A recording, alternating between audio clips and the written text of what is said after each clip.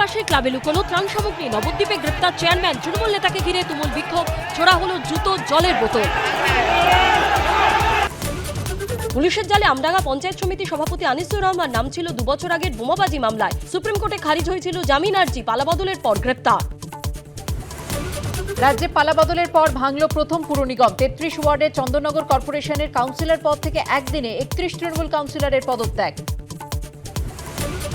আবাস যোজনার টাকা আত্মসাতের অভিযোগ। বসিরহাট পুরসভার কাউন্সিলর গোপাল দাস গ্রেপ্তার। আগে কাউন্সিলরের বাড়িতে বিক্ষোভ দেখিয়েছিলেন স্থানীয়রা। ভেরি থেকে মাছ চুরি করতে গিয়ে হাতে নাতে পাকড়াও। মাছ চুরির অভিযোগে গ্রেপ্তার রাজপুর সোনারপুর পুরসভার তৃণমূল কাউন্সিলর বরুণ সরকার।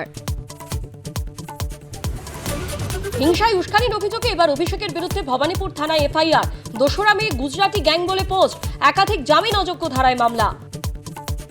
ন্যানো বিধায়ের 18 বছর, টাটাকে ফেরানোর আশ্বাস শ্রমিকের। জমির চরিত্র বদলে যাওয়ায় সিঙ্গুরে হবে জুয়েলারি হাব। এসইজেড কে যেখানে আধুনিকীকরণের প্রয়োজন, কেন্দ্রীয় সরকারও চিন্তাভাবনা করছে।